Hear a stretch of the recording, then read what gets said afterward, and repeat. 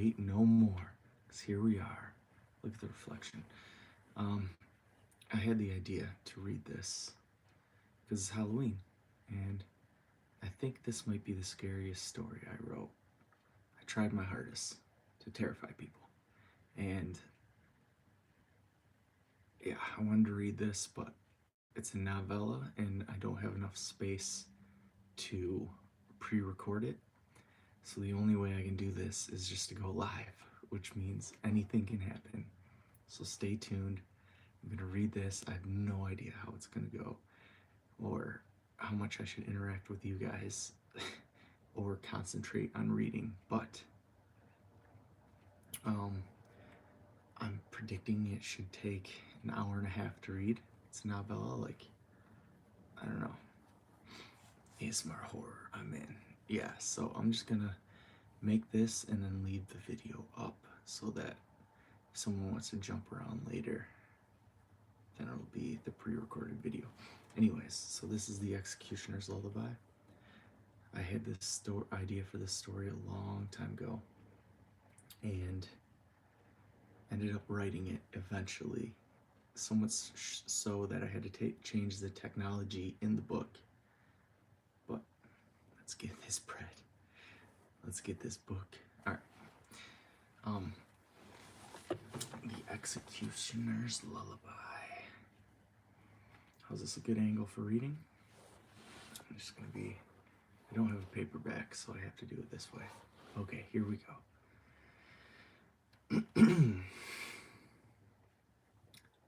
I'll fucking kill you. Mitch sat up in front of the campfire, ignoring Sam and his whiny bitch rampage. He stared into the glowing coals, his eyes glazing over. There were 3 logs stacked on top of one another inside the flames. To him, they were just a blur. He was beyond furious. It was lucky for Sam he could control himself. Sam, on the other hand, had 3 people holding him back. Babe, let's just go for a walk, okay? Said Mitch's girlfriend, Hillary. She was a short girl with dark eyebrows and bleached blonde hair. Come on, let's get some air. She wasn't the smartest girl ever, but she was the best looking. Too bad she knew it. When Mitch spoke for the first time in 10 minutes, his voice was low and full of venom. Stop talking. Hillary fell back, tears filling her eyes. I'm sorry, baby. She was doing what he liked to call her best kitten impression. She flashed her big blue eyes, working every bit of her long dark lashes. Her lips were pursed in a point, and not far below that was an excessive amount of cleavage. He lifted his beer to his lips and took a pull. It was a light beer, very plain tasting. Please, Hillary went on, if we can talk, everything will be okay. I promise you, you'll understand. Back at the trucks, Sam was still losing his head. Get off of me, he yelled. Mitch felt the heat from the fire. It was getting hot enough that it was actually starting to burn. Were he in a better mood, he might have moved his chair back. As it was, he felt too stubborn and chose not to move at all. The wood crackled as the flames licked up and down their sides. He concentrated on the noise, letting it drown out Hillary's pathetic pleading. You're a dead man, Sam screamed. Mitch took another sip from his beer. He pictured cracking the bottle over Sam's head. Maybe that would shut him up. Large trees encircled their campfire. They towered in the air, their long and slender branches reaching for the stars. The flickering light from the fire cast shadows against them. They stretched into the dark, fading as they went deeper into the woods. Mitch glanced up, and for a moment, he thought he saw a figure standing out there. It was watching them. Mitch squinted his eyes, trying to see better. The shadows danced with the fire, and the figure was gone. Mitch rubbed his eyes, then searched through the dark. He knew it had to be his mind playing tricks on him. He was quite a few beers deep, and that probably was adding to the illusion. Why won't you look at me? Hillary cried. Because you're a filthy skank whore. He turned away and tried to drown out her incessant pleading. It was supposed to be a good weekend, one planned for months. He took a day off of work so they could all leave on a Friday. What a crock. Let's all go camping in Gahana's forest. It's haunted. It'll be cool, they had said. They forgot to mention how it made people want to cheat. Or maybe they'd been cheating behind his back all along. Either way, he caught Sam and Hillary sneaking off behind the tent to share a quick kiss. They thought they thought he was taking a nap. Mitch had felt a rage come over him, and that moment something like he had never felt before. It was as if there was an invisible force taking over his body, pushing him on. He separated the two cheaters and let Sam have it square in the nose. He went down and Mitch followed, punching him repeatedly until his energy waned. Their friends had come rushing in to pull him off by then. Sam was not happy when he woke up. Mitch didn't help the matter at all either. Why should he? Whenever Sam tried to confront him, Mitch found joy in taunting him. He was torn up inside and wanted Sam to feel the same way. Hillary had instantly denounced Sam and come crying to Mitch. He thought maybe that was what had the Sam that was what had Sam the most upset. Not only did he look like a little bitch in front of everyone, but Hillary left him. This helped Mitch to control himself, but only slightly. He couldn't wait to be out of the haunted forest and back home. He wanted to be rid of everyone, Sam, Hillary, even his other friends, Jason, Paul, Jeanette. He had a feeling they all knew about the cheating couple. It was a 2-mile hike back through the forest to get to his car. He thought it might be worth it. He wasn't afraid that it was haunted. To him, that was all bullshit. He liked having fun with the concept, but didn't really believe in it. Don't throw us away, baby, Hillary went on. You already did. There was a scream. Whoops. Live. There was a scream over by everyone else. Female. Janet. That was mildly odd. Janet was a quiet girl. She never did anything that might draw more attention to herself. Maybe she's drunk. Mitch continued looking into the fire, the flames dancing together in a twinge of orange and yellow, puffing smoke into the air. There was shouting, and Mitch caught movement out of the corner of his eye. A new scream erupted, this time from Hillary. Mitch turned this time and saw Sam charging. He was holding a shotgun. His scrawny arms were tight as he flexed his hands to hold the barrel straight. Mitch's heart dropped. He could feel himself grow cold. He fell backwards off the stump he was sitting on. Sam lifted the shotgun. Wait, Mitch screamed. He closed his eyes and cringed. He felt so vulnerable, so helpless. How could I have let this happen, he thought. Why didn't I pay closer attention to Sam? I could have at least stood a chance of running away into the forest. Mitch waited. He expected to feel pain. He held his eyes closed and his arms in front of his head in a feeble attempt to block the shotgun. The bullets never came. Something had stopped Sam from pulling the trigger. Maybe he couldn't do it. Mitch's cell phone began to vibrate and ring. The sound that came out was weird. He had never heard the slow and creepy song before. Regardless, he knew he had more pressing matters and ignored it.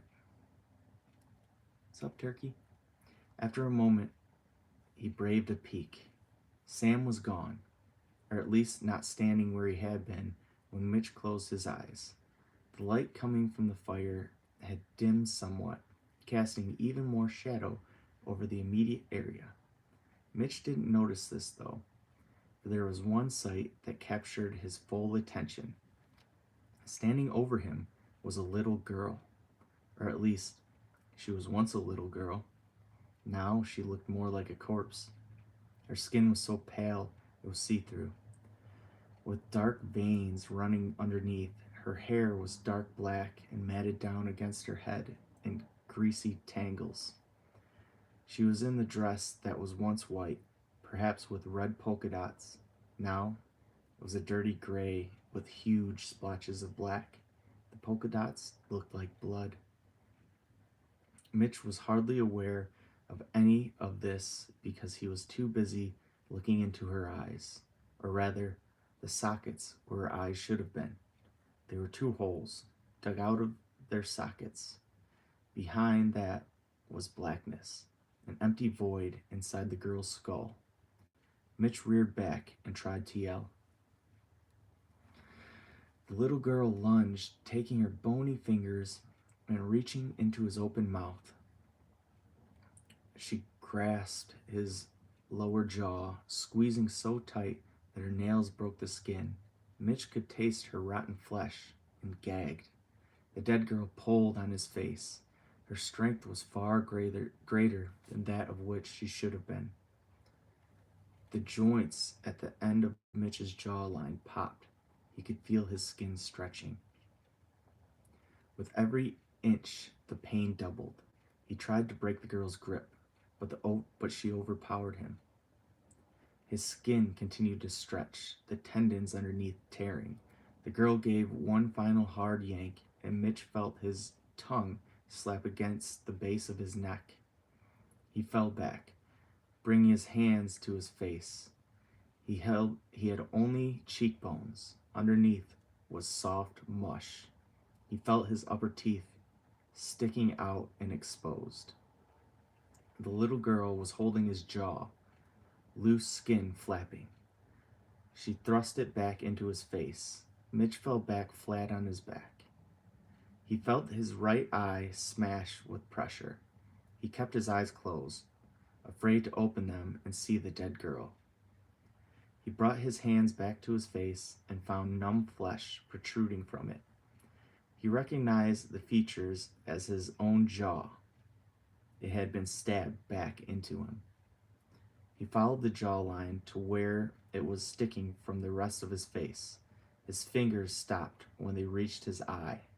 Warm blood pooled over his hand. Mitch tried to cry out, but the sound was no more than a gurgle, his tongue flapping with the vibrations. A small hand grabbed his wrist. He tried to pull free with no result. He could feel his body convulsing, and his mind was filled with such a haze that he couldn't think at all. He was going into shock. The little girl began dragging him. His body left a long, snaking path in the dirt. Mitch opened his one good eye. He spotted the rest of his group. Then they were cowered by the tents. He could see Hillary was clearly giving her best blood-curdling scream, but in his current state, he couldn't hear it. Paul was throwing up, and Janet was running into the woods. Sam and Jason stood in stunned shock. Mitch lifted his head as much as he could manage. The little girl continued to pull, dragging him step by step. Her rotting feet left impressions in the ground that his body erased. She went through the ring of chairs surrounding the campfire. Mitch was helpless. He could only moan as the little girl dragged him into the flames. Whew. Epilogue complete. Yeah, it was Mitch though. Sorry, Lusky. I can't see that far. Any glasses? Rest in peace, Mitch. Rest in peace, Mitch. You were a good lad. You were a good lad. Okay. And now we begin. Come on, guys. Let's pick it up. I want to get at least 3 more miles in before dark. Jade looked back at her group. She knew she was in the best shape out of all of them and hoped she wasn't pushing too hard. Peyton was her main concern. In that regard, out of everyone, he was the most overweight. Even so, she felt she wasn't making them go very fast at all. How could she not push them, though? It was such a nice day, and they had a shot at reaching the heart of Gehenna's forest by nighttime. The thrill of the hunt was too enticing. There were a total of 6 in their group, all roughly the same age. They were fresh college graduates trying to make the best of their first summer out of school. Camping in this haunted forest had been Susan's idea, a close friend and sorority sister of hers. The rest of them agreed, with the exception of Brad, and the plans were soon booked. Brad, her boyfriend, didn't like the idea of staying at a place where so many mysterious deaths had occurred. She tried explaining why that was the thrill of going, but he was adamant. He was so resistant that he went as far as to make them bring a gun in the agreement when he finally gave in. She didn't like guns, but Brad had a license to carry and he went shooting all the time. When she finally relented, she said he could bring it as long as she didn't see it. The walking path they had been following was growing skinny and beginning to fade. It wouldn't be long before it disappeared completely and they would be traversing through virgin forest. She could already tell their group was beginning to bunch up. Whose idea was this? Peyton asked, wiping the sweat off his forehead with the back of his hand. Jade noticed he was holding a granola bar. Ryan and Mandy were the final 2 in the group. They walked in the middle of their little line, holding hands. Ryan was a bit of a country boy, as in he liked his camo hats and jackets. He was always drinking too. In fact, he had already slammed a beer at the beginning of the hike. Mandy was his little city girl, as he liked to call her. It was kind of ironic because they both grew up in the same town. Mandy was dragging her hand along the side of the trail, brushing the leaves. "That's poison ivy," said Brad, pointing to where Mandy was running her hand. She drew back and Brad began to laugh. Jade gave him a playful shove. "That's not poison ivy, Mandy. He's just being a dick." Ryan, with his military buzz cut, was all smiles. "As long as no one wipes their ass with it, we should be fine." "I've heard of that happening," said Peyton. "A buddy of mine in middle school. He had to go to the hospital." "No hospitals out here," said Jade. Brad pulled out his lighter and flicked on the flame. He waved it in front of Mandy. "We could always burn it off." "Seriously, Brad?" asked Jade. "What?" He let the flame die and put it back in his pocket. Susan cut around everyone to come up to the front and walk next to Jade. "Is it possible to get lost out here once the trail ends?" "It's very possible," said Jade. "That's why I brought a compass." "Okay, good." "Yep, all we have to do is keep heading east and we'll eventually get out." Mandy came up behind them, leaving Ryan's side for the first time since heading into the woods. "You girls aren't gossiping without me, are you?" "You know me," said Jade. "I'm just the queen of gossip." "What about our tents?" asked Susan. "What about them?" "Are you going to be able to set them up? I mean, there's trees everywhere." Mandy pulled out her phone and clicked on the internet. After a moment, she sighed. "There's pictures online of the heart of the forest. If I had service, I would show you. It's all open." "Even if we don't make it that far?" said Jade. "There's enough room in between the trees. We'll be fine." Though the trail didn't completely end, the path of dirt at its center did. The wilderness was slowly taking over. "Tell me a story," said Ryan, pulling a beer from his pack. What about a death that happened out here? You already know them all, said Peyton. Yeah, but we're out here now.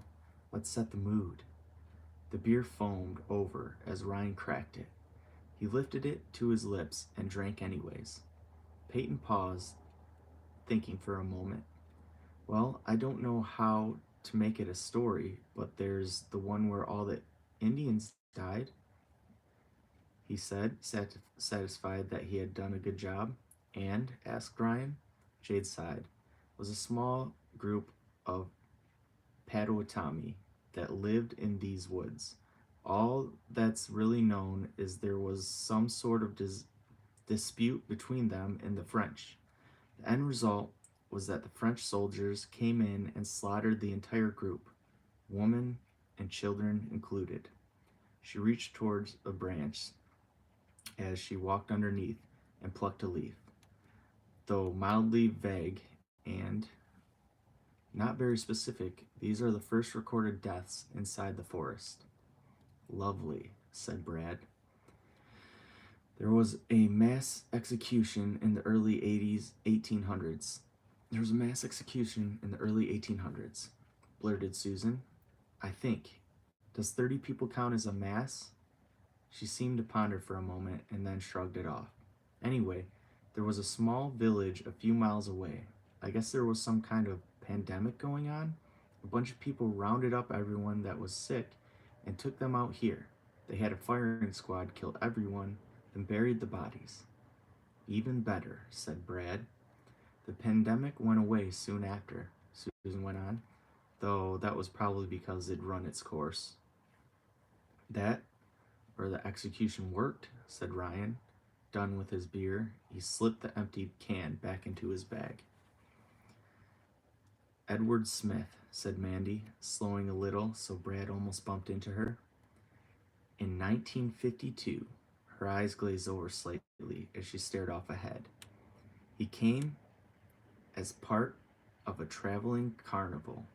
He claimed to be a psychic and fortune teller. They say he'd been doing it for 20 years before coming here. He never did anything sadistic before, and then he just snapped. He used his silver tongue to lure victims into the woods before carving them up with a cleaver and burying them in shallow graves. 12 people were murdered before they caught him. And, said Brad, the families of the victims stole him out of his jail cell, took him out here where they beat him to death. And other happy endings. Next subject. Oh, come on, said Jade. We're just having a little fun.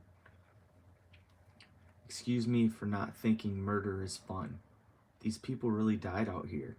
A lot of people. I just think we should have a little respect. That's fair enough, said Jade. But we're just getting to the good ones, said Ryan. Like the Blackwater Butcher. Mandy shivered. Gross. There was a bush growing over the trail, and they had to step into the trees to get around it. Jade went first, setting their path. She noticed there were raspberries growing on the bush. They were small and red, with a pinkish hue. She plucked one off and popped it in her mouth. It was bitter. She spit it out. On the other side of the raspberry bush, the trail was almost unrecognizable. It was more of a path of least resistance than anything else. The plants grew just as wild as anywhere else in the forest. Only the trees still respected the boundary. They followed the path down into a gully. Jade could feel gravity pushing on her back and the muscles in her shins straining to resist. If anything was going to finally burn out Peyton, it would be the upward climb on the other side. She wasn't prepared for what happened next. Brad was walking a few paces behind her when he spoke. How far do you think? He didn't get to finish. There was an eardrum rattling pop, followed by the sound of cracking. Jade looked up in time to see a large tree tipping in their direction. Look out, she screamed. She began to run, taking 3 steps before everything went black. When she opened her eyes again, She was face down in the dirt. She could feel a heavy weight on her back, and her right eye ached. When she tried to stand up, the weight held her down. Is everyone okay? She called. Yeah, came Brad's reply. I think so, said Mandy. I am, Susan sounding more than a little pissed. I think I'm stuck, said Ryan, but I'm all right. Ow, called Peyton. All around, Jade was a maze of branches. It protruded out from a large trunk on her left. She tried to stand again, but the branches over top of her didn't budge. She forced herself to take a deep breath in an attempt to hinder the panic that was threatening to overwhelm her. She had a small amount of wiggle room that she used to inch forward. The bark from the branch scratched at her back, the dirt at her chest. When she was out to her waist, Brad came around and gave her a hand the rest of the way. They were the first two free. They helped Ryan next. He was pinned under a branch closer to the root of the tree. He happened to land in a puddle of mud and had to keep his head up to keep his face out of the water. This is fucking bullshit, he complained as they pried on a branch to give him enough room to escape. Mandy was the luckiest of them all to be alive. She was directly under the main trunk of the tree, a cylinder roughly 5 feet in diameter. There was a path in the ground eroded away by rain. It was a foot or so wide and 2 feet deep.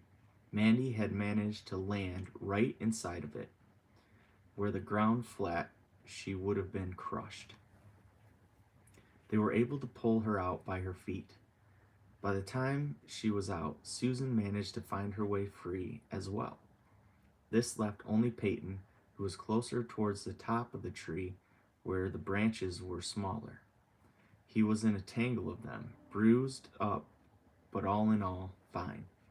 He could probably climb out of the tangle pretty easy, but instead wasn't moving. Come on, big guy, said Brad. Use them muscles.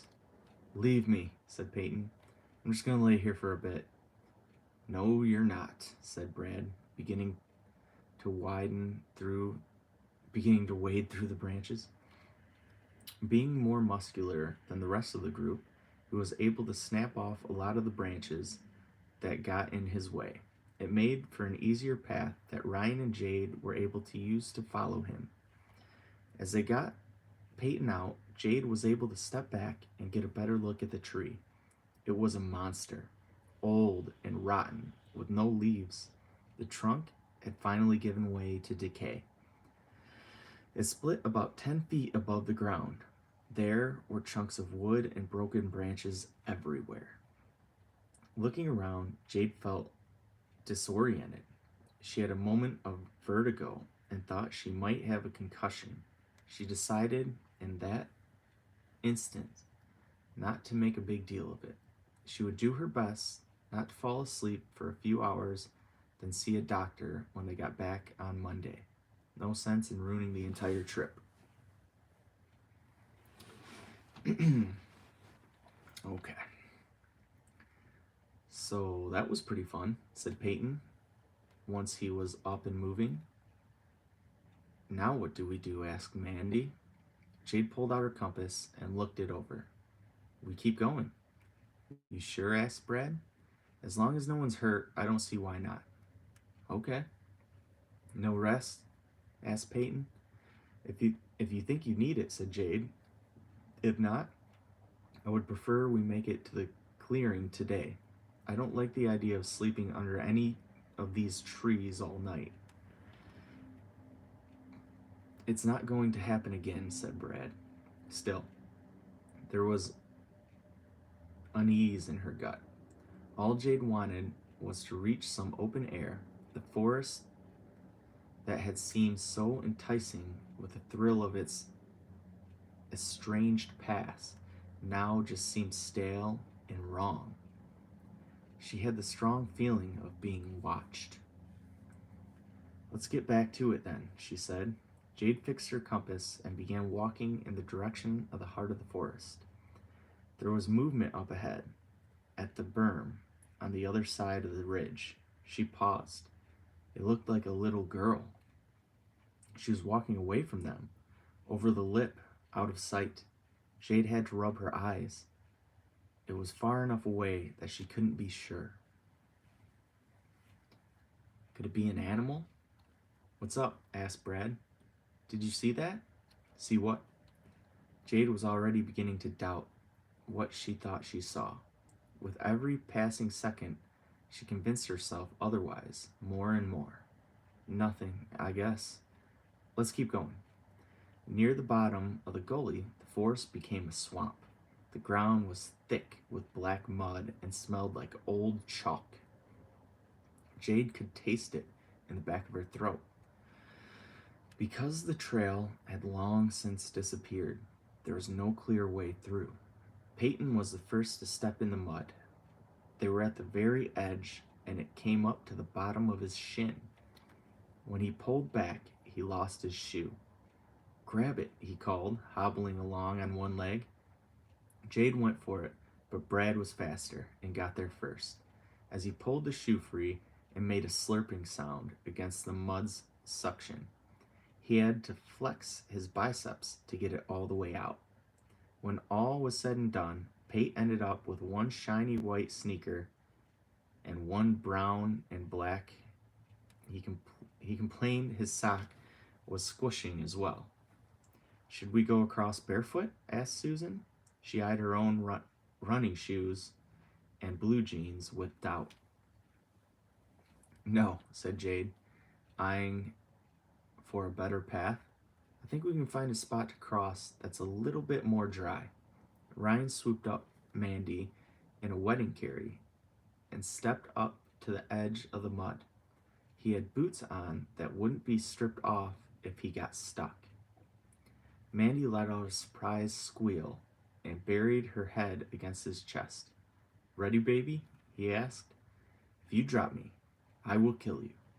All right, he said. See you guys on the other side. He took his first step into the mud. It wasn't too bad, only just barely going over his foot.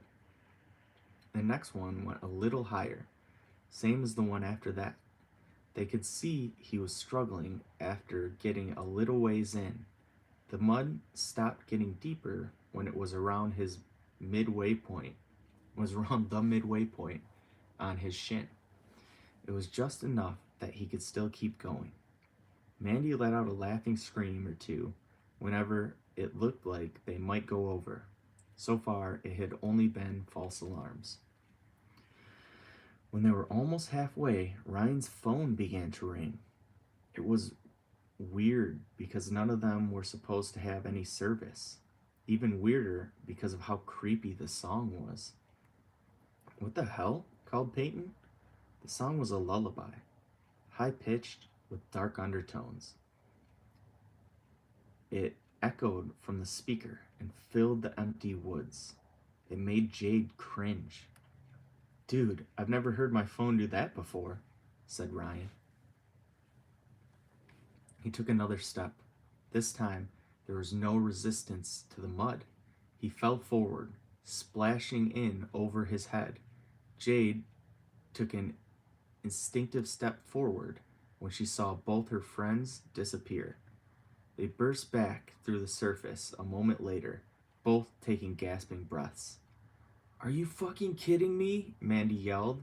She had to swipe the wet hair out of her face. Mud bobbed up and down on the water hole they had just discovered. When the water wasn't moving, it was nearly impossible to detect. Jade did her best to suppress the laughter she felt bubbling up inside. Even though the situation was kind of funny, it would probably only piss them off if she let it out. Peyton, on the other hand, did not hold back in the least. He even went as far as to point at them. Ryan boosted Mandy up, and she crawled back into the knee-high mud. It was all over her, and she didn't look at all happy about it. Give me a boost, Ryan said, reaching out his hand. Mandy reached out, but before she could touch him, he went under. When he came back up again, he made a huge splash and screamed. Mandy fell back, her face an image of shock. Ryan broke the surface again, flailing his arms and throwing muddy water everywhere. Peyton stopped laughing. Brad threw off his shoes and headed into the mud after him. Jade saw this and did the same. "Get a stick," she called back to Peyton and Susan. "Something he can grab onto." They were soon off together, searching. It was the first time the two were interacting with, which is the real reason Jade had invited Susan. It was Brad's idea to try and set them up. He figured Susan, a cute, slightly overweight girl, would be perfect for Peyton. So far, they had spent most of the trip pretending the other didn't exist. Hopefully this new exercise would break the ice for them. As long as they get Ryan out okay, that is. Jade was halfway to the waterhole when she saw something that sent a chill down her spine. Ryan had just come up to the surface again and was reaching for Mandy. Another hand came out of the water. Jade only caught a glimpse of it, but it was pale, like an albino. It grabbed Ryan by the shoulder and yanked him back under. As Jade continued forward, the water hole dried up before her very eyes. She watched the mud stop bubbling and become stationary. Brad got there first and reached out to grab their friend. His arm only went elbow deep and then stopped. When he pulled it back, it was caked in mud. Mandy was sliding backwards, using her left arm to pull herself along. The entire time she stared at the spot where the water hole had just been screaming.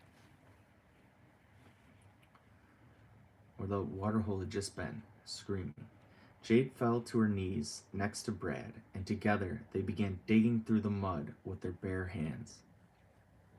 Jade could feel the weight of every scoop as she grabbed it. The mud was heavy and dense. There was no way someone could fall into it the way Ryan and Mandy did. "What the fuck?" Brad yelled as he dug. Jade was frantic as she scooped handful after handful. She knew Ryan couldn't hold his breath for much longer. They didn't stop until a large portion of the mud had been removed, and there was a large crater where the water hole had been. Ryan was nowhere to be found. Jade and Brad kneeled over the crater, staring into it, dumbfounded. Peyton and Susan had come out too, holding the large branch of a tree. Mandy was lying on her back 20 feet away, sobbing into her hands.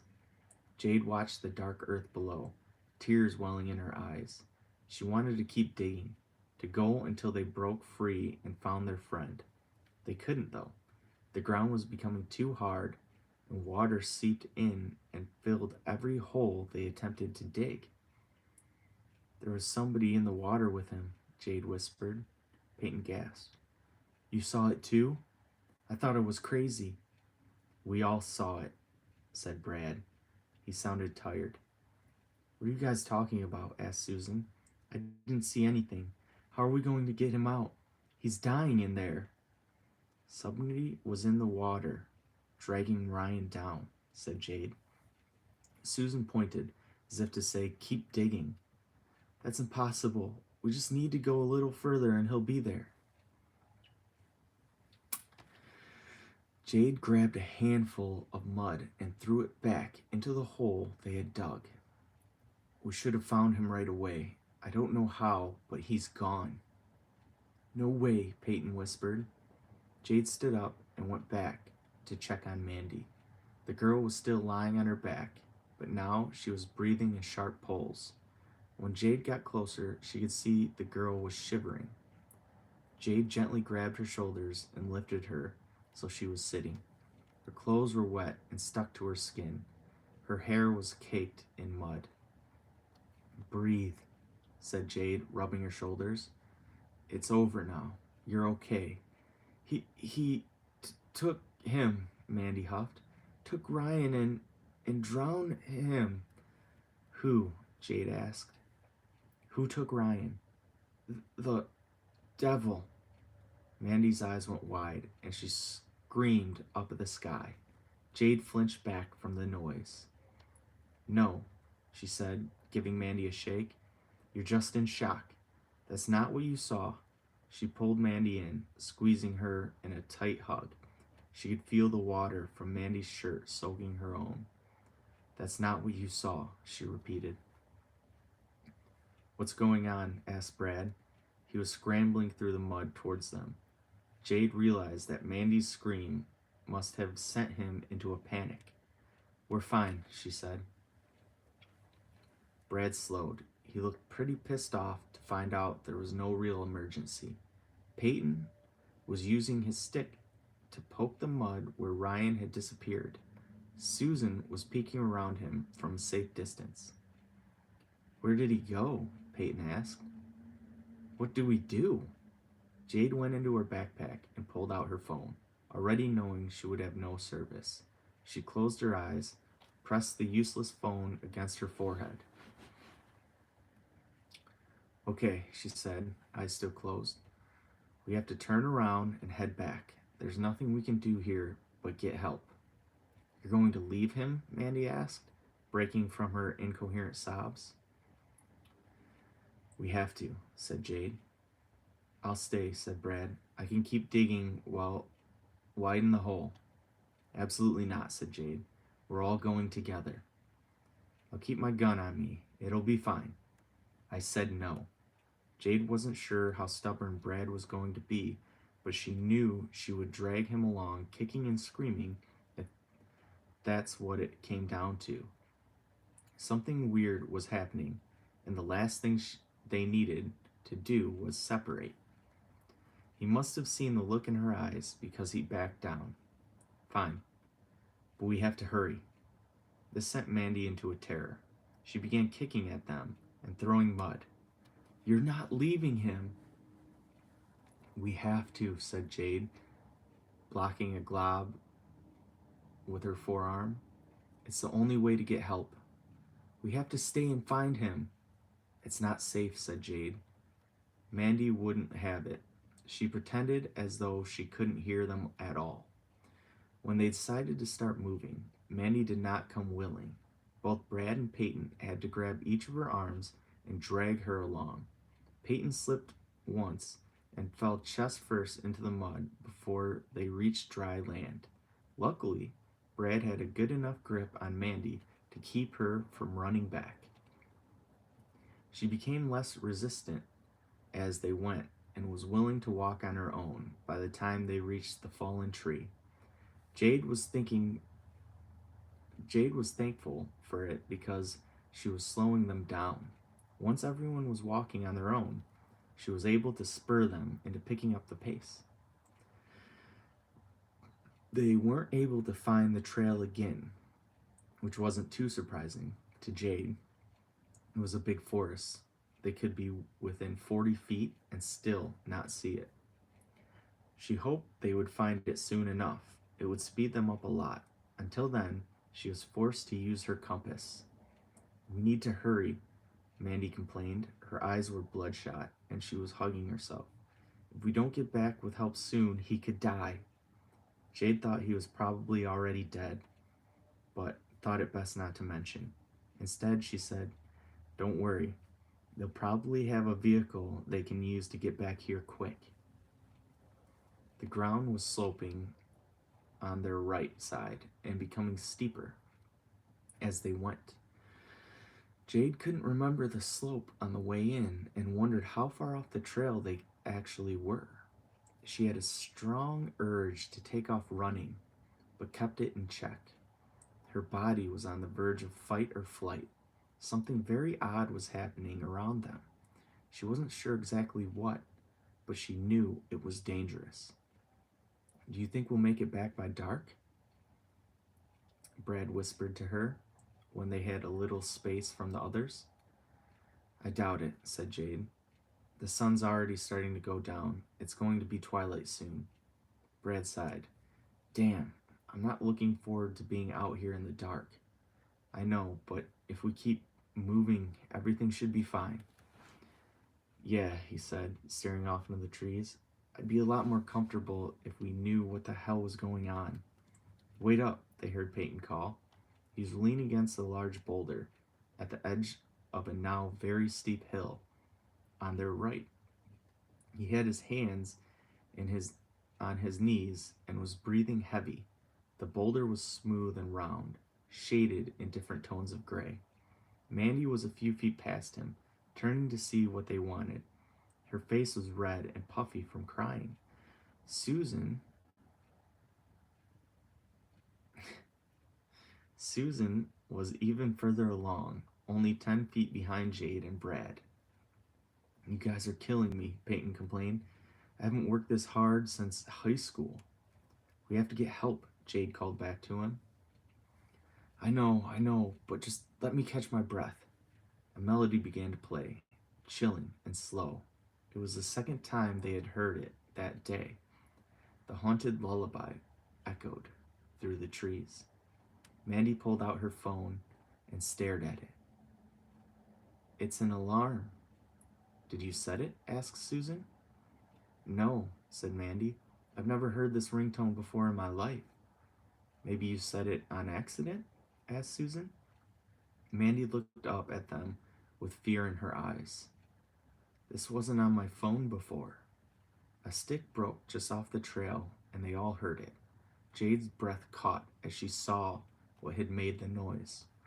There was a little girl standing there, watching them. Her skin was gray and decaying. It was the same hue as the grimy dress she was wearing. Her hair was black and caked in grease, as though she hadn't washed it in years. Her lips were torn and cracked, and on the right side of her arm, they could see the bone underneath. Jade took a step backward. What was wrong with her eyes? The little girl had no eyes. There were only two jagged black holes where they had been gouged out. As she watched, a cockroach crawled out of the left socket and dropped to the ground. Mandy screamed and turned to run. The little girl lifted one rotten arm and pointed at her. Mandy continued running down the hill, but the steep slope was making her gain more speed than she could keep up with. She made it 30 feet before tripping. When she did, she rolled 3 times before colliding with the trunk of a tree. The way she hit ended with her back up on her feet, stomach against the tree, hugging it. She looked dazed, but otherwise fine. She clung to the tree for support. Jade wanted to run down and help her, but was afraid with the little girl so close. She didn't want to turn her back and be exposed to whatever wickedness she was planning. The boulder Peyton was now pushing back on to get away from the girl broke loose. As it fell away, Peyton stumbled backwards, landing on his back in the hole the boulder left behind. The boulder continued to roll, reshaping the earth as it passed over the ground. Jade saw where it was heading and knew there was very little time. Move, she screamed. It was too late. The boulder smashed into the tree Mandy was leaning against. The tree shook and some of its branches fell to the ground. Jade covered her mouth with both hands, taking in a sharp breath. One of Mandy's arms was sticking out from the boulder. Blood ran down her forearm and dripped from her twitching fingers. They couldn't see any other part of her. Jade looked away, searching for the little girl. She was gone. No, Susan screamed. She rushed down the hill after her friend. Jade looked back at Brad. He was stunned. Peyton sat up from the hole he was in. He leaned over the edge and threw up. Jade fell to her knees. We have to get out of here, she said when she saw Brad wasn't paying attention. She yanked his pant leg. Brad, we have to get out of here. He glanced down at her, seeming to snap out of his stupor. Huh? Oh, yeah. She's dead, Susan cried up to them. Peyton threw up again.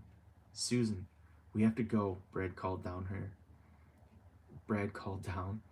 We're not safe here. Jade thought she might try and resist, but in truth, she was already climbing back up the hill. I did that, Peyton mumbled as he was getting up to his feet. It was an accident, said Jade. I killed her. Mandy was just there and I killed her. Jade grabbed him and gave the best shake she could manage to someone who was such. Jade grabbed him and gave the best shake she could to someone who was so much bigger than her. You need to keep your head. This was not your fault. But we can deal with that later. Right now, we need to get the hell out of here. Peyton nodded, though judging by the look on his face, he wasn't all there. To be fair, Jade wasn't too sure she was all there either. She had just watched two of her friends die horrible deaths. If she didn't think her life was still in danger, she would probably be curled up in a ball on the ground somewhere.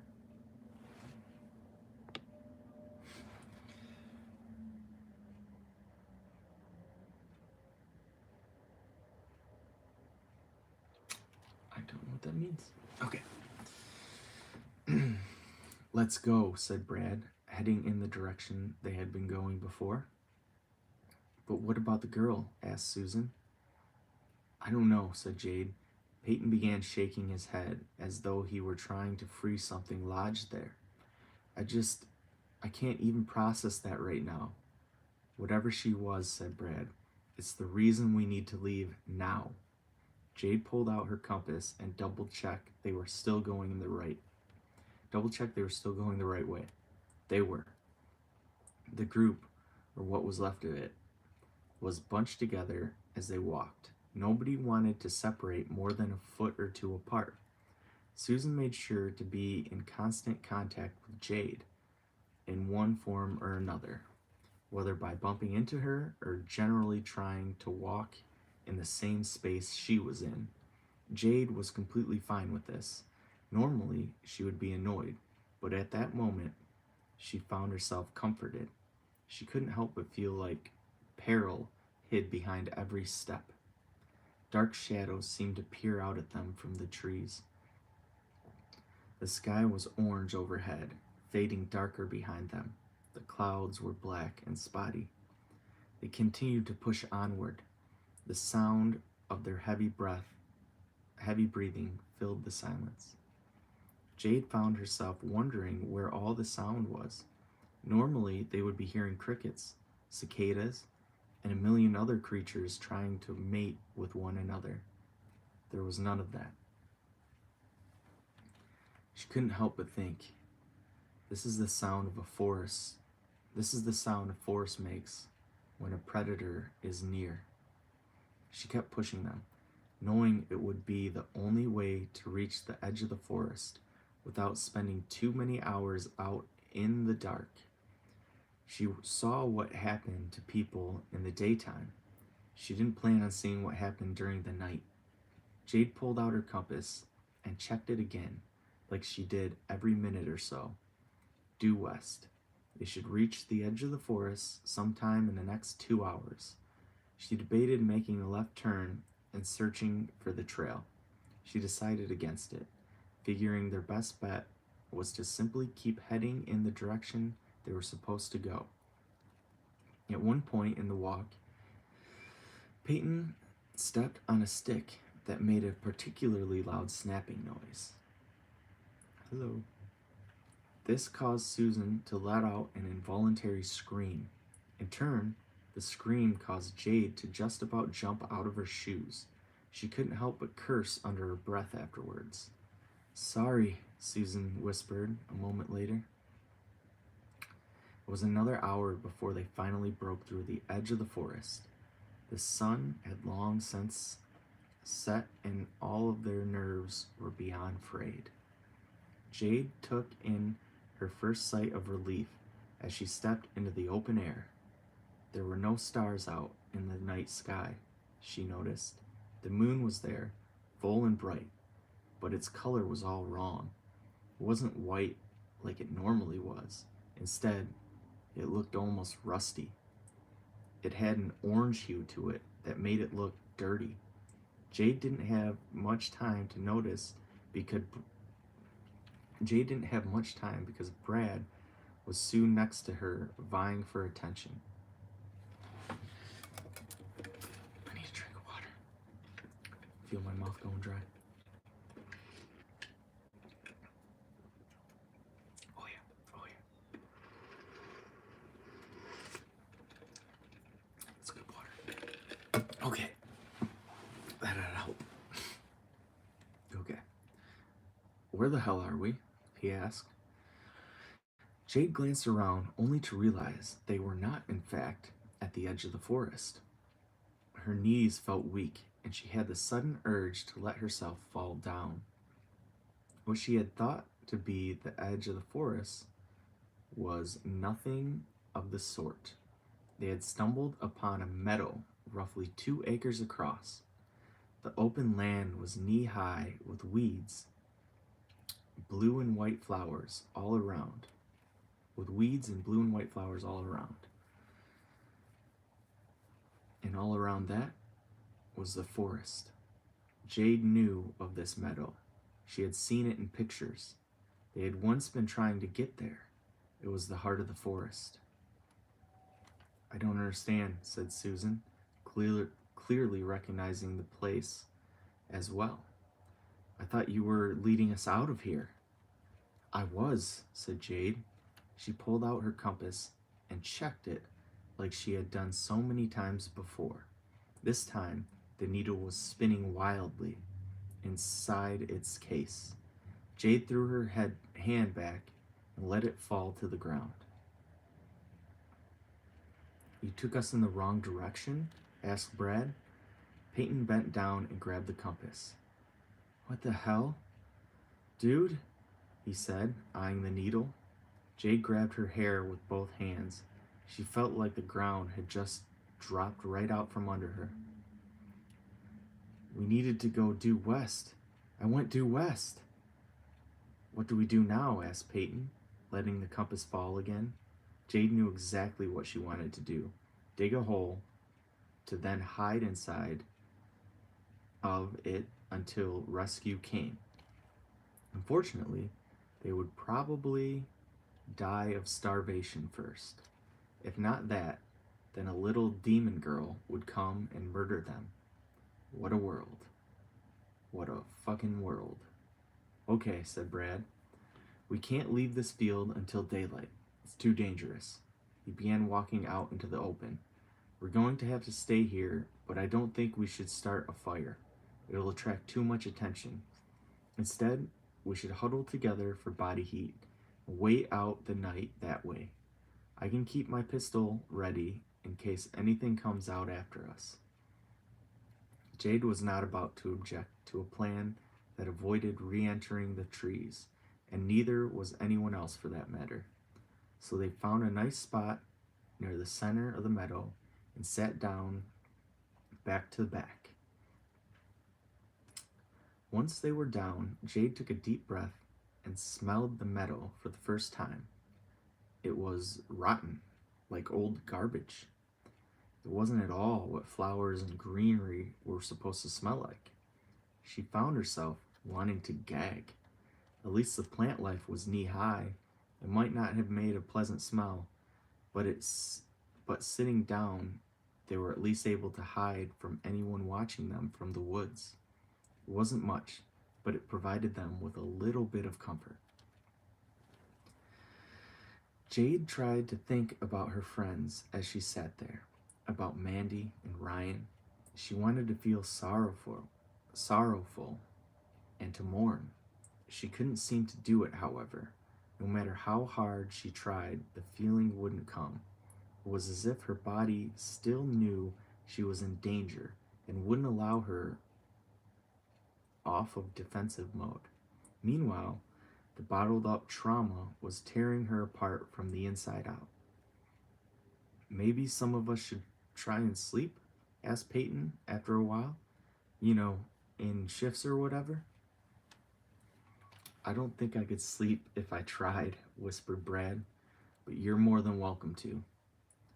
Do you have any more of those travel bars? Susan asked. Oops. Hello. Do you have any more of those travel bars? Susan asked. I'm starving. Peyton opened his pack and peered inside. He rummaged around and came out with a handful of snack bars. He brought a whole box.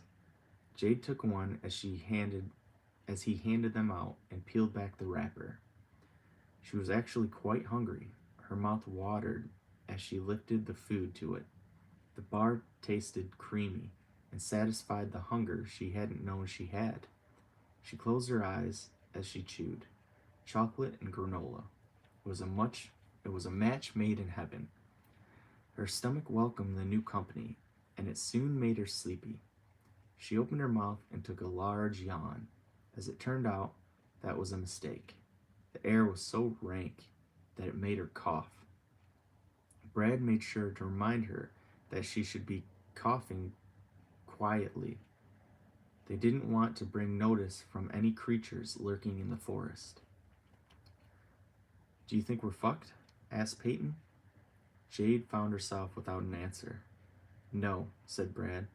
I think the next person or creature or whatever the hell is in for a rude awakening the next time they try and attack us.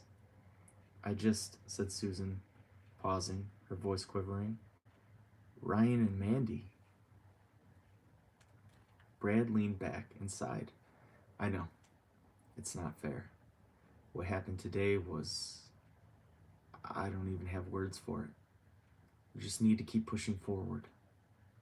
Peyton leaned backwards, shifting their entire group. He did it in a way that conveyed he was antsy.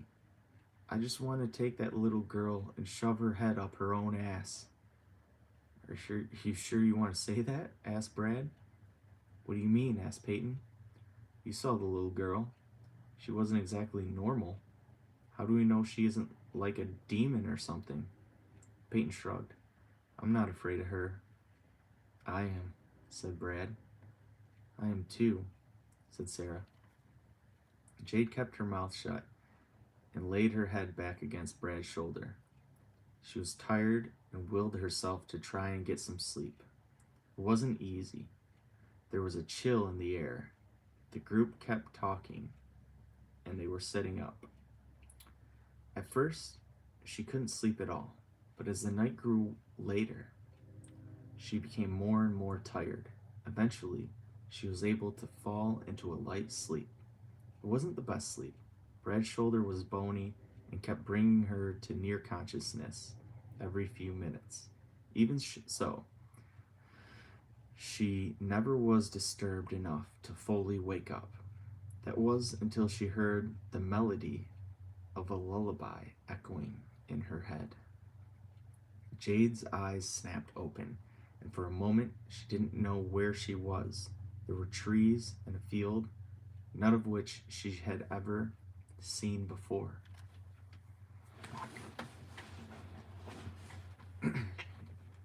It took Brad's hand on her shoulder to bring her back and remember everything that had happened. Only after she had calmed down was she able to hear that the nursery rhyme was playing live in the real world. She stared over at Susan, who was holding a phone in her hand. The nursery rhyme was the same as they had heard before on Ryan and Mandy's phone. The sound of it gave Jade the creeps. The way it was played, it seemed so sick and twisted. Susan was trying to swipe the alarm off, but it wouldn't stop playing. After working in a panic for over a minute, she threw the phone. The music continued to echo out, now 20 feet away. The way it landed, it was now playing at them. The high-pitched instruments matched with slow tones was a horrible cacophony that taunted them. You need to shut that off, Brad said, straining his voice to keep from yelling. It won't, said Susan. No one moved for the phone, so Jade took a deep breath, steeling herself. Every, every fiber in her body longed to stay back to back with the others, but she knew she couldn't afford it. The song was too loud and no doubt drawing unwanted attention. She pushed off the ground with both hands, coming to her feet but staying crouched. With every step away from the group, she felt more exposed. Could be a little girl Could the little girl be hiding in the weeds, just waiting for her to get far enough from the group that she couldn't be saved? When Jade reached the phone, she found the screen was completely pixelated. It wouldn't allow her to swipe and did nothing when she held the end button. Jade dropped to her knees in the weeds. She was hoping to become less visible from anyone in the trees. A cool wind blew down her neck and her entire body shivered. Jade flipped the phone over and popped the case off of the back. She used her fingers to try and yank the battery free. With the phone in one hand and the battery in the other, the melody continued to play. Jade stared at the two pieces, dumbfounded. How can a phone run without the battery? It didn't make any sense. She found herself suddenly repulsed by the phone and let both pieces drop. She curled away as though they were some kind of snake, slithering and ready to strike. It wasn't natural. The battery, the music, none of it. Jade spotted a fist-sized rock near her left knee. She grabbed it and bashed the phone. The glass screen cracked, but the melody played on. She continued with the rock, beating the phone 9 or 10 times. By the end of it, the phone was in pieces, yet the melody singing just as strong as ever. Jade eventually gave up, dropped the rock, and headed back to the group. "What happened?" asked Peyton. Jade shook her head. "You couldn't break it?" asked Brad. Susan grabbed Jade by the forearm and gave a reassuring squeeze. "I don't think there's any way we can stop it from playing." "I know," said Jade. She listened to the haunting jingle and wanted to plug her ears. It was beginning to overwhelm her senses. She thought that if it continued for much longer, she would lose her mind. It was Susan's scream that finally broke through the melody, clearing her head. The little girl was there, standing in the weeds only 10 feet away. Jade's blood ran cold. She hadn't seen the girl come out of the woods. She moved without walking, gliding forward through the grass. She went right for Susan. Jade caught movement out of the corner of her eye and saw Brad pull out his pistol. He fired twice. The sound burst through the air and rang in her ears. She couldn't help but flinch away. The bullet struck the girl in the small puffs of dust. She didn't flinch or so much as acknowledge she had just been shot in the chest. Brad fired a third time, this one striking her in the temple. The bullet made a hole that otherwise had no effect. The girl continued on. Brad let the gun drop to the ground and took a step back.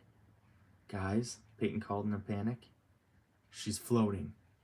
Susan stood frozen as the girl approached her.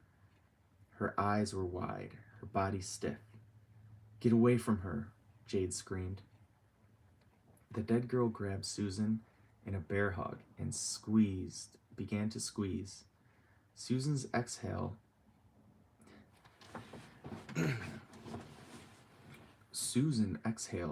as the air was pushed from her lungs. Jade fought her body against its every screaming instinct and took a step forward towards the corpse. She felt frightened and more than repulsed. The smell of the girl was even worse than the plants in the field. She was rotten. Susan's bones made an audible crack as the girl continued to squeeze. Jade continued moving forward, reaching out and grabbing a fistful of the girl's hair when she was close enough. Touching the girl felt like being electrocuted. Her entire arm convulsed and was overtaken by a tingling numbness. As she pulled back, some of the girl's hair came with her. It ripped free from the girl's scalp and covered Jade's hand in moist tingles. Jade stumbled backwards, brushing the hair off with her other hand. The arm she had used to grab the hair hung uselessly at her side. Susan's body was taking on an extreme hourglass shape as the girl continued to squeeze. Her mouth was open in a silent scream, and blood dripped down her chin. Jade continued stumbling away, tripping on a clump of weeds and continuing backwards with her good arm after falling. She used her elbow, leaning to one side and dragging herself. She was struggling to get a grip on her fear as she slipped into the blind panic. Peyton and Brad were moving backwards as well. They looked helpless as they watched the little girl squeezing their friend. Susan's bones were all breaking. They made loud snapping noises every couple of seconds. The blood was now pooling from her mouth. It splashed down on the girl's dress, soiling her even further. The feeling began to return to Jade's arm. She could lift it a little and wiggled her fingers, but it itched and the tingle sensation was growing. Finally, when it seemed there was no space left to squeeze, the girl released Susan. As she let go, Susan fell to the ground, dead. In the same moment, the haunting music that had played from her phone cut off. The new silence hovered over them. Jade could now hear everyone moving as they rustled backwards through the weeds. Susan could also hear Brad madly repeating to himself, "What the fuck? What the fuck? What the fuck?" The girl turned away from them and began walking back towards the woods. She didn't hover this time. Instead, she moved in short, jerky motions. The way she looked was unnatural, more like a puppet on a string than an actual human being. "Jade," Peyton whispered in a sharp, strained voice.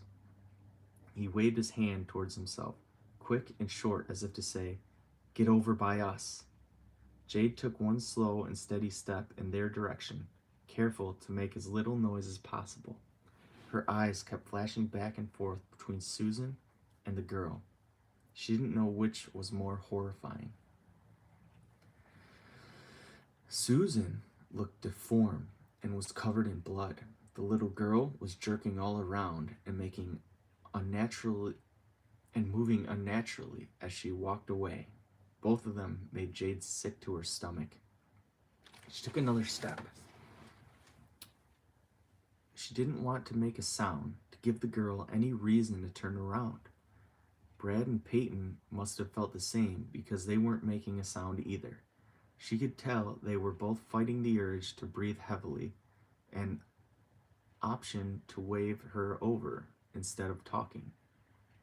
Another step, and Jade had closed a quarter of the distance between her and the rest of the group.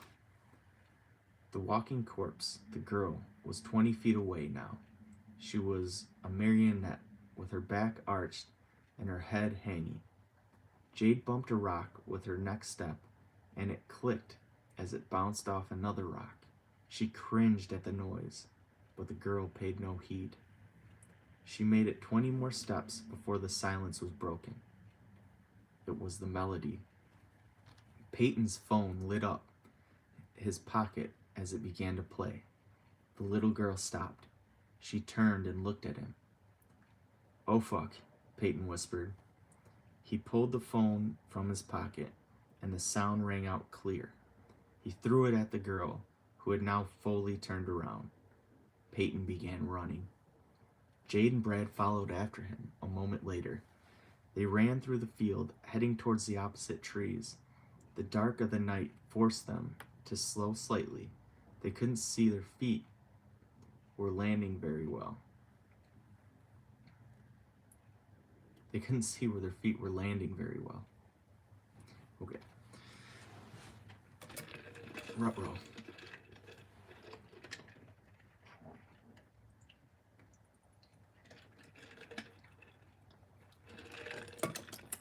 That's my quality H2O.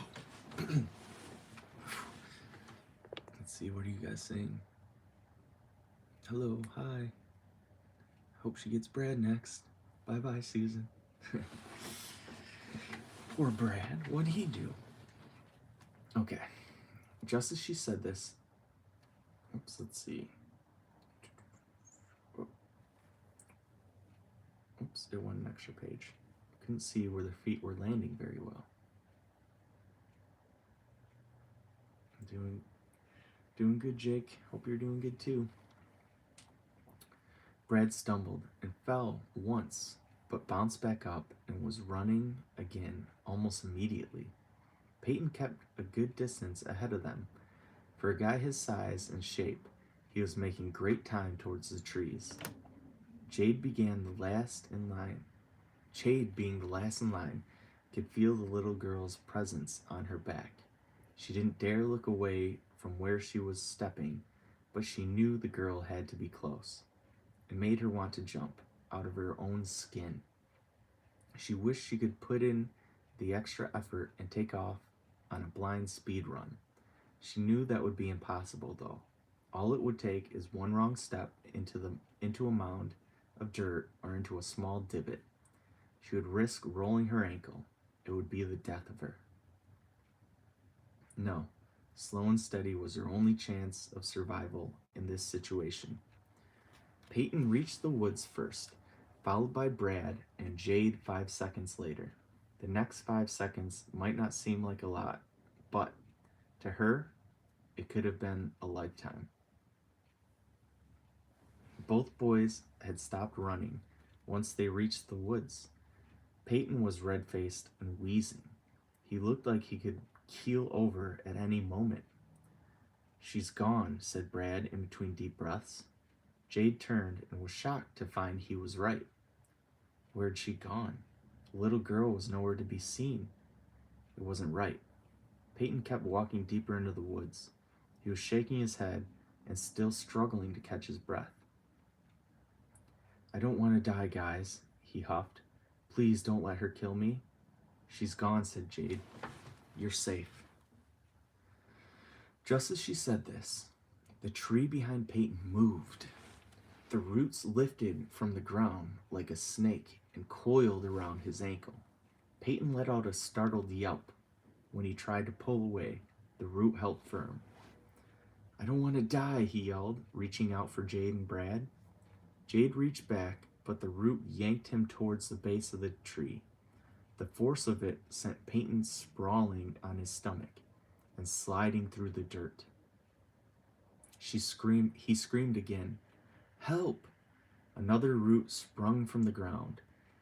It angled in front of the side, pointing its tip at Peyton's ribs and shooting forward. It pierced through both his shirt and skin, sinking deep into his body. The root continued to squirm, wiggling its way deeper. Peyton's screams changed from that of panic to that of pain. A third root burst from the ground, impaling itself into his other side. Peyton's eyes bulged, and he began to tremor with shakes. A fourth root came up from directly under his stomach, and a fifth shot itself into his calf. Each root continued sprouting from the ground, their base growing as they came. The force of them picked Peyton up off the ground. His blood ran down from the holes they had punctured, following the roots back to the dirt. Peyton's screams were now muffled and choking. Jade just stood there with her arms still reaching for him. The horror of what she was seeing was incomprehensible. Her mind couldn't make any sense of what she was seeing.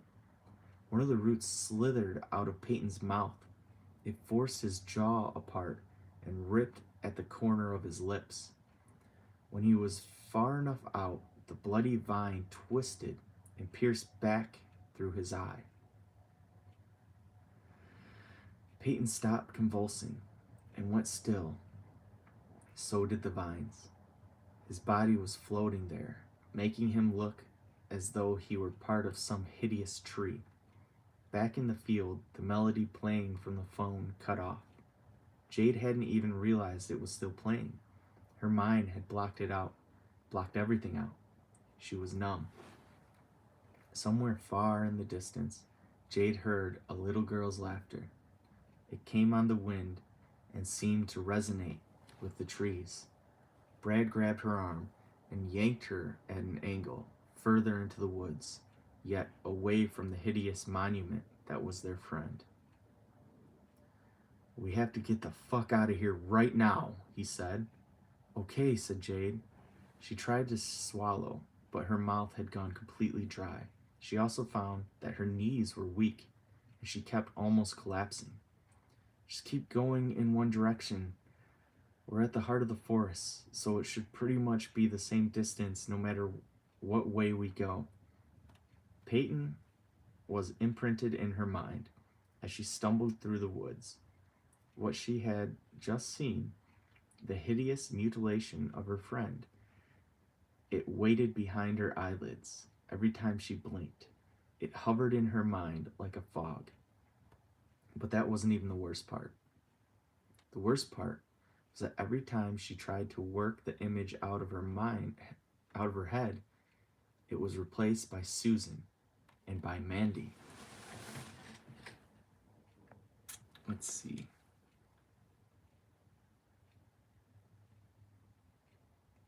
Thanks, Mitchell. Wow, appreciate it. Whew. Okay.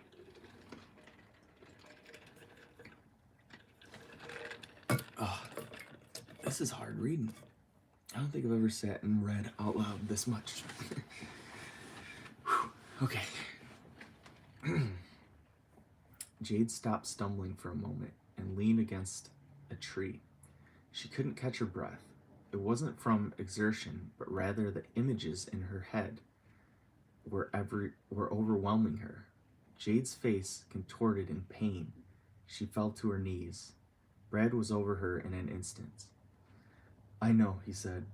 "This is all too much. But we can't stop now." "I can't," she whispered, feeling the pressure in her chest grow. Brad grabbed her arm and tried to lift. She resisted.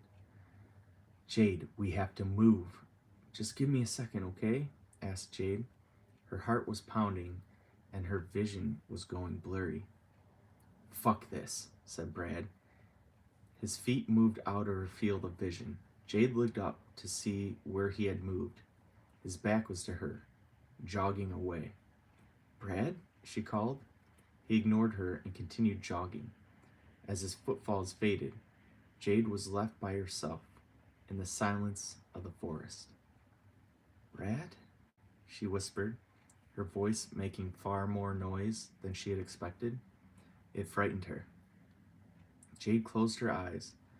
Peyton was waiting for her there, anguished, mutilated. She took a deep breath, steeling herself against the image. She took another breath, steady to breathe out, then another. Her heart rate wasn't slowing, at least not as far as she could tell, but she was regaining her head. The forest was dark but clear. She needed to navigate through it before anything else could happen. Jade stood up. The darkness wrapped itself around her, hiding any threat that might be near. She began moving in the direction she was going before, the same direction Brad had gone. She began walking, but only made it 10 feet before picking up the pace. Another 20 feet, and she was jogging. She wanted to sprint, but had to hold herself back. It would do no good if she expanded all her energy. She needed to pace. The edge of the forest was miles away. The darkness was a little more bearable when she was moving. The wind in her ears killed the silence. along with her feet rustling on the ground. It helped to clear her mind as well. The image of Peyton was replaced by simple observations and objects: downed log, moss on top, hop over, large tree and path, skate around without changing direction, two small trees, turn body sideways to slip in between, breathe, avoid stepping on protruding rock, slow down. She would be lying if she told herself she wasn't completely calm. The threat of death was still there, hovering in the back of her mind. At one point, she passed a stump roughly the size of a little girl. At first sight, Jade jumped straight up into the air, as high as she could go. Upon landing, she spun and physically brushed away the chills that were washing over her.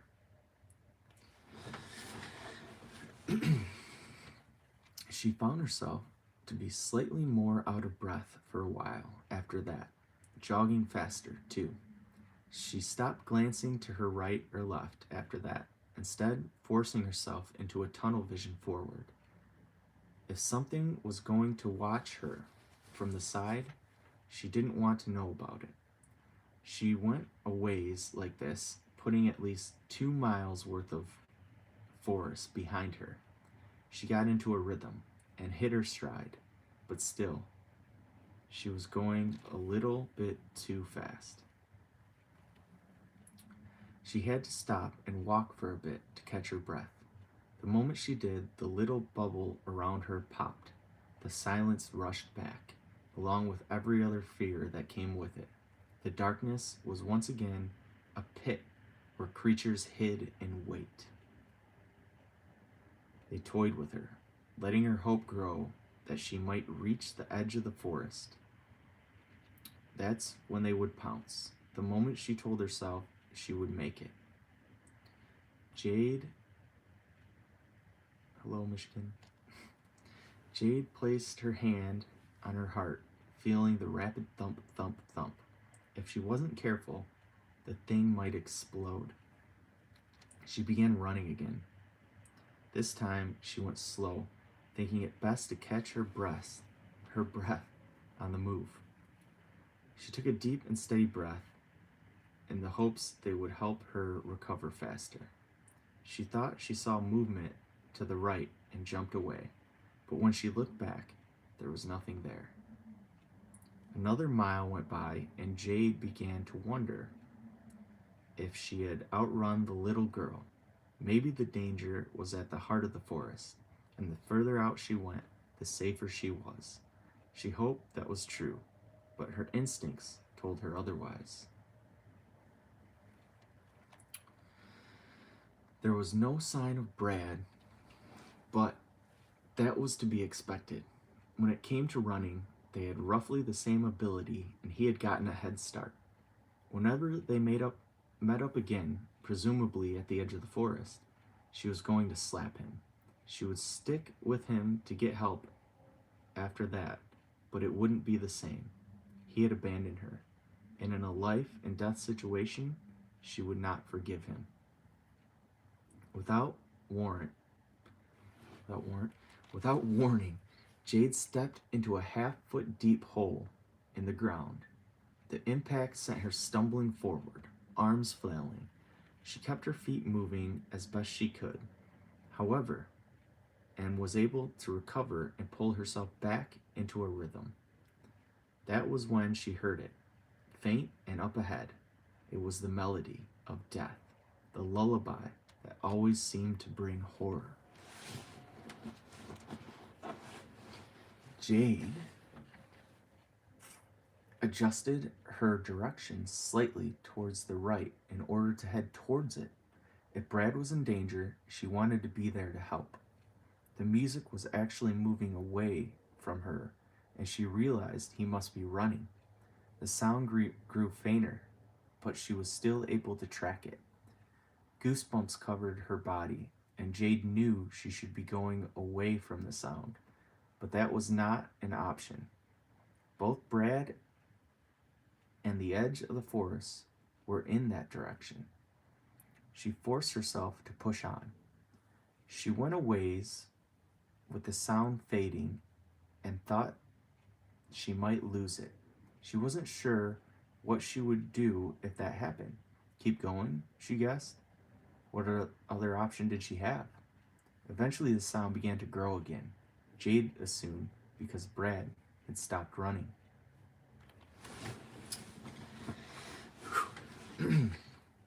Jade slowed a little ways ahead. The ground sloped down. She could see light coming from somewhere over the edge. She had to assume, judging by the hue of the light, that it was coming from Brad's cell phone. Maybe he dropped it and continued running. Jade crept up to the edge of the slope, going from tree to tree for cover.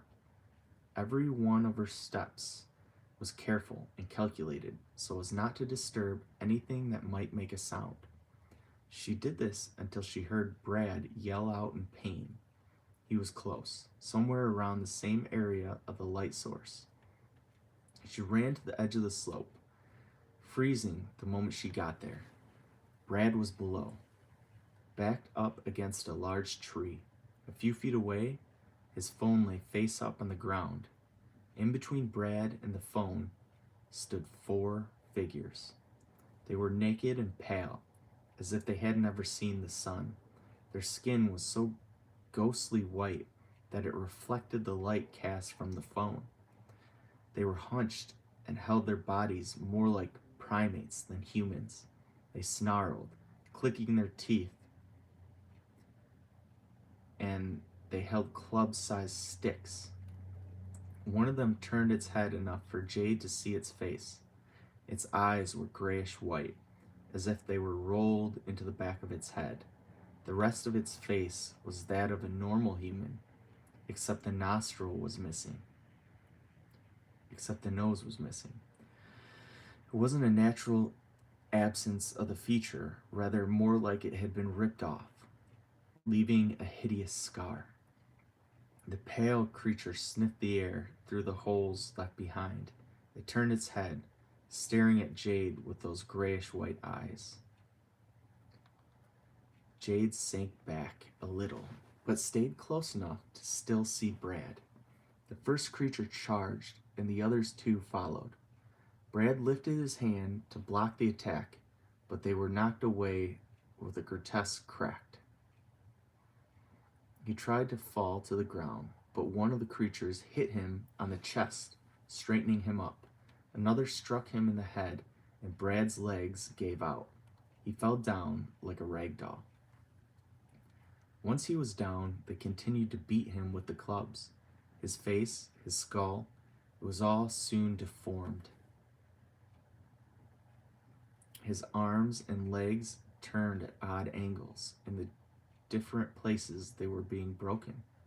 His blood was beginning to speckle with every hit and would soon splatter. Jade turned away and began navigating her way around the light from the phone. Her hands were shaking. She knew she had to get out of there before they finished and turned on her. She also couldn't continue to watch as her boyfriend was beaten to death. She could feel the screams trying to work its way up her throat. No, she had to look away. She had to get out of there. Jade continued moving left, away from the light. Though she couldn't see it, she could hear every time that Brad was struck with a club. They hit him repeatedly, and it didn't sound like they were going to stop. When Jade was a good 20 feet away from the attack, she turned back in the direction of the edge of the forest. To her right, the sound of thumping clubs ceased. A moment later, so did the haunting melody. The light from the cell phone went out, and the forest fell back into darkness. Jade stood still, trying to calm her panicked breathing and listening for movement. There was none. It was just her, trapped in the forest in the middle of the dark. A twig on the ground snapped. A pile of leaves crackled. They were moving in her direction. Jade thought she could see one of their figures faintly in the dark. It was facing her and walking. She began to run. This time there was no pacing. She sprinted in an all consuming panic, dodging trees as they came. She paid no heed to her aching lungs or tired limbs. Her only thought was of the creatures. They were coming for her, with their horrible faces and bloody clubs. She couldn't let them catch her. She ran until her lungs threatened to burn up, until her legs began to give out, until her chest was ready to explode. She ran so hard, without thinking, that she thought she might fall and die of exhaustion. Her body was pushing to her limits, a feeling that consumed all others. The strain replaced fear, and she began to wonder how long she could keep it up. And then she reached the edge of the forest. It happened fast. One moment she was surrounded by trees, and the next she was in open air. She was running through knee-high flowers and weeds. There was a slight lift in the light as well. Without foliage from the trees, the red moon was able to cast its light freely down on the land. Jade felt a slight release of the claustrophobia that had been smothering her. To be out, to be free of the cursed forest. It was like obtaining a dream she had never thought possible.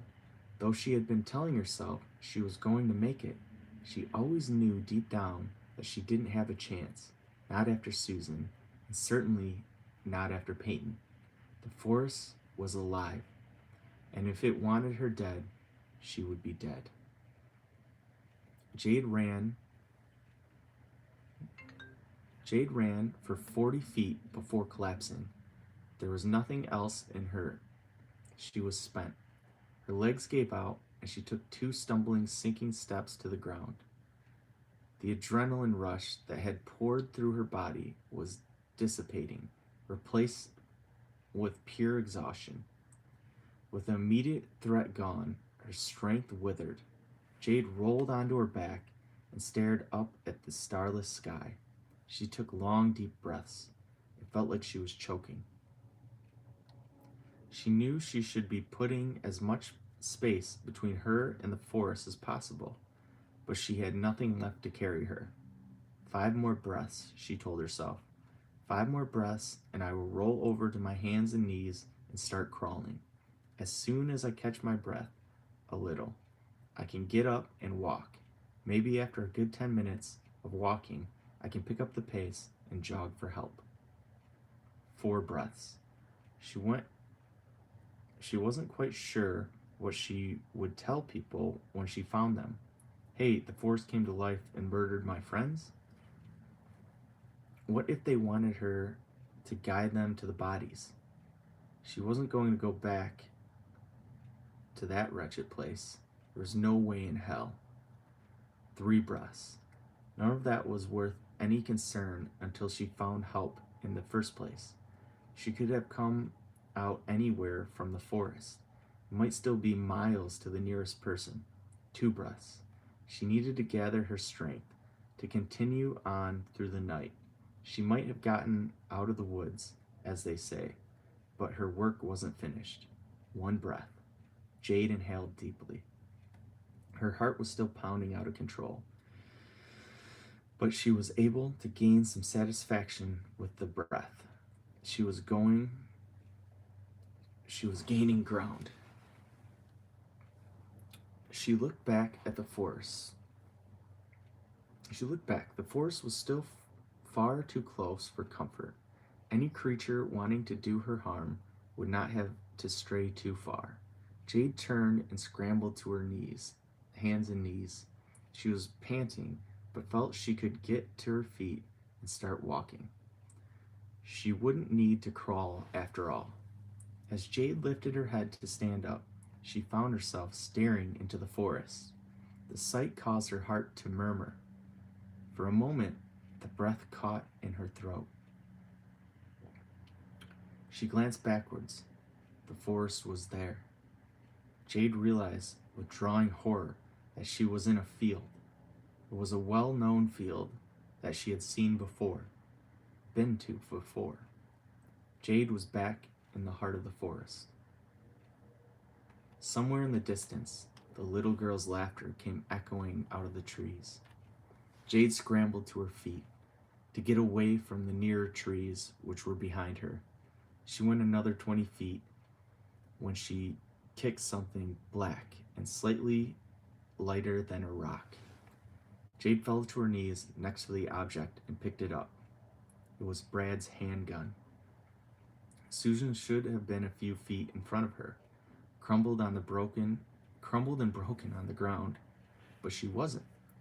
Her friend's body was gone. Jade heard laughter again, this time closer. She looked towards the noise and could just barely make out the figure standing at the edge of the trees.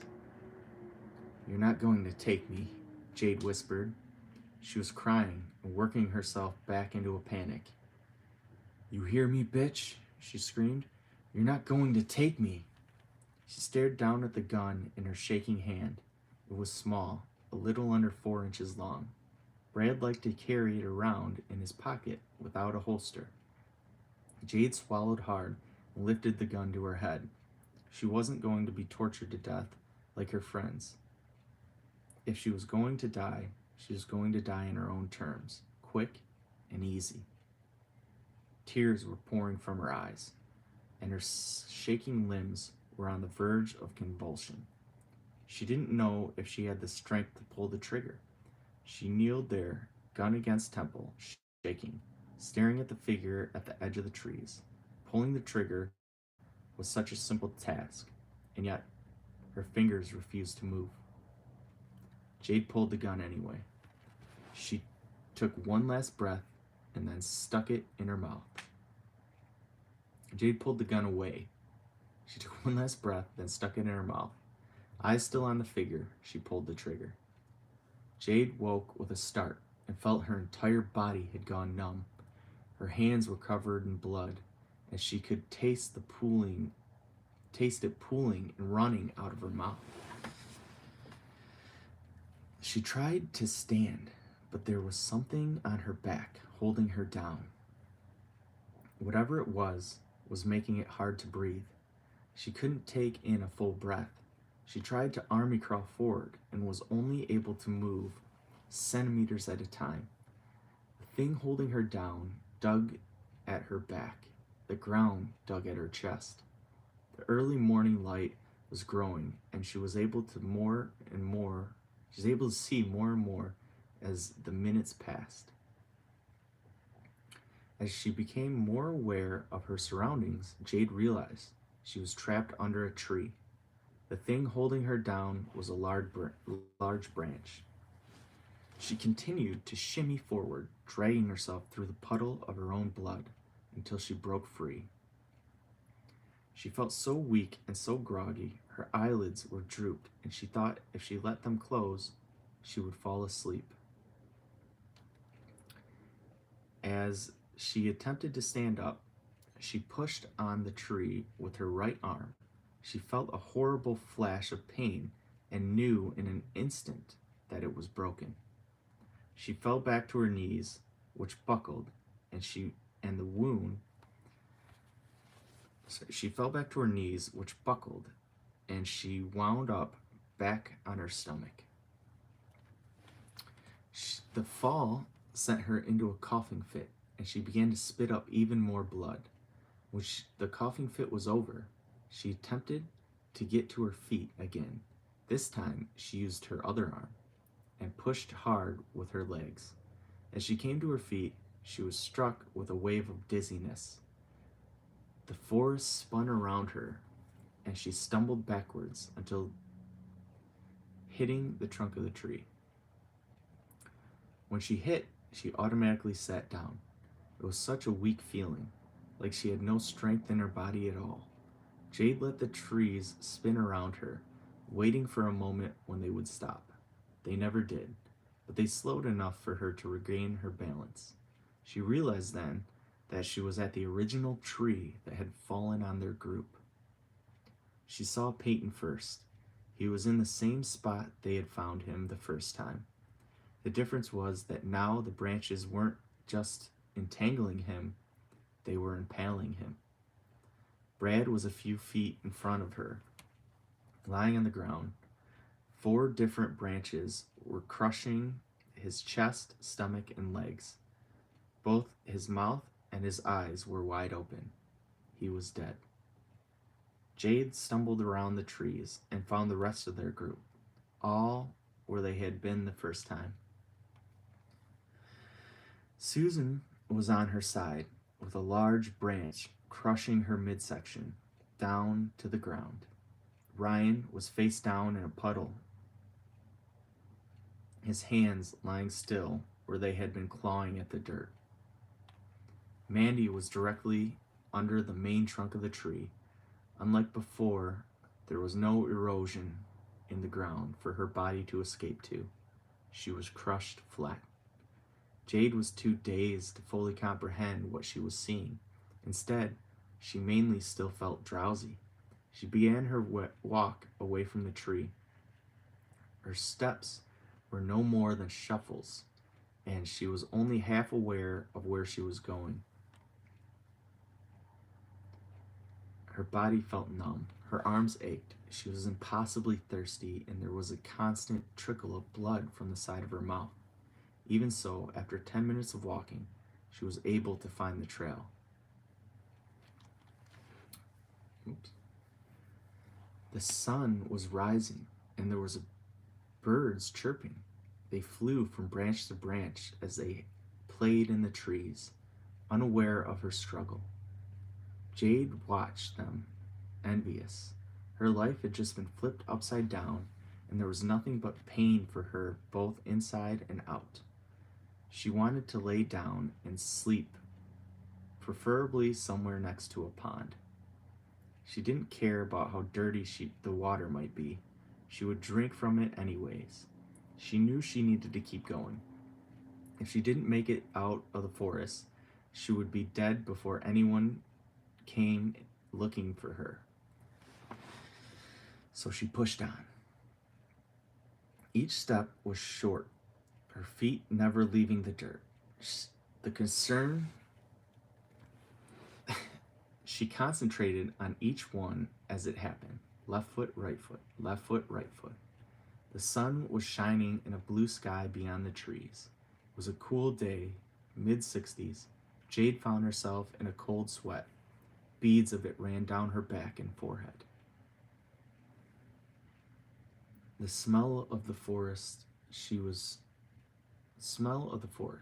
sweetness of fresh plants mixed with the smell of her blood, rust, and old pennies. It was a nasty aroma. She didn't know whether or not to cringe or hold her breath. Left foot, right foot, left foot, right foot. The ground passed under her 4 inches at a time. She let her arms hang limp as she went, her shoulders slumped. Left foot, right foot, left foot, right foot. It was hard for her to breathe. She couldn't remember if it had been that way when she first woke up or not, but it was really bothering her now. Each one of her breaths rattled with liquid. Left foot, right foot, left foot, right foot. The sun arced across the sky, casting shadows in one direction and then the other. The birds came and went, along with different groups of squirrels. The path grew wider and more worn. Jade's knees were beginning to buckle almost every 10 steps, and she was having to expend extra energy to keep from falling. Left foot, right foot, left foot, right foot. And then the trail ended.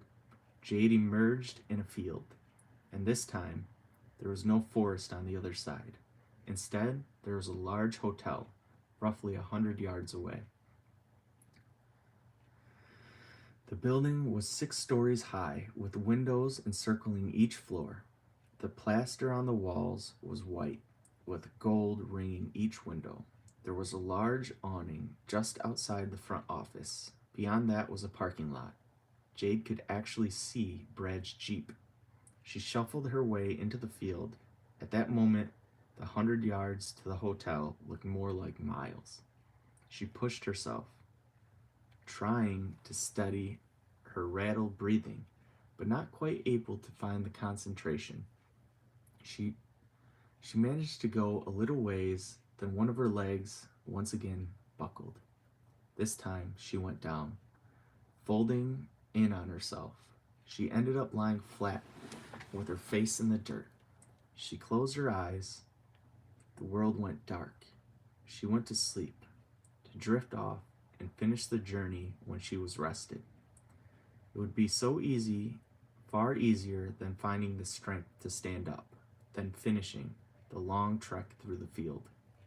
Jade forced her eyes open. She was not going to allow herself to die in a field, so close to safety. She fought her way up to her knees, then to her feet.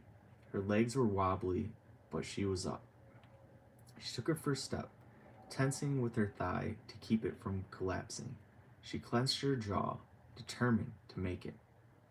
With every following step, the hotel grew a little bigger. The sight encouraged her to keep pushing, to keep fighting. The agony was nothing compared to that if she stopped. She knew her only way out was just to go a little further. "Help," she moaned when she reached the corner of the hotel. Her voice was so weak that it could barely be heard at all. If someone had been watching her, they would have only seen her lips moving. "Help," she mouthed again, stepping into the blacktop parking lot. There was no one in the lot to see her. The cars were all empty. Most were dirty and looked as though they had been sitting for years. Their windshields were caked in dust to the point of not being able to see inside. Jade made her way to the lobby doors. They were cracked open, maybe a foot or so, and didn't move when she stood in front of them. She wished the automatic sensors would kick in so she wouldn't have to expend any extra energy. Instead, she was forced to shimmy through the foot-wide crack. She thought that if she still had her strength, she would have pried the doors with her bare hands. Unfortunately, that wasn't an option at the moment. "Hello?" she said, forcing her voice to be as audible as she could manage. "I need help." The lobby was not as she had remembered the day before. The power was out, and the people were missing. There was enough light coming through the windows that she could see, which she took as a good break, although what she saw was that the place was barren. The paint on the walls was cracked and peeling. The front desk and furniture was covered in layers of dust, along with the floor. There was a mirror behind the front desk that had been shattered into tiny pieces. A flower on the desk was brown and withered, and the smell, it was of horrible rotting, the same stench she had smelled the night before, in the heart of the forest. Jade's phone began to vibrate, and she already knew the sound the ringer would make. The haunting cacophony she had come to know so well began to play. This time, it didn't just come from her phone. It came from the speakers in the lobby. It played up all and down the halls like a sick orchestra. Jade turned and looked out one of the windows and knew she was still out there somewhere. She was laying on the ground, face down in the dirt, the forest behind her. What was left of her life was being played out by one simple, haunting lullaby. A little girl's laughter echoed from the nearest hall and through the lobby. It seemed to flow in perfect harmony with the music. Jade turned towards the noise and found the little dead girl standing at the edge of the hall. She watched with those empty eye sockets. She reached both hands out towards Jade, and with a speed that was impossible for a human to reach, attacked.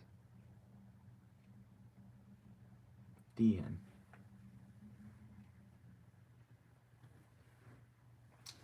That was The Executioner's Lullaby.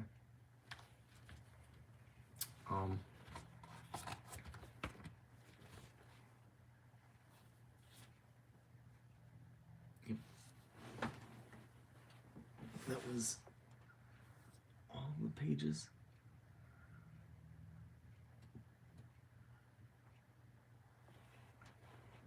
This one, Executioner's Lullaby. Yep, hope you enjoyed it. It's kind of interesting, right? So, I guess in summary, it's kind of like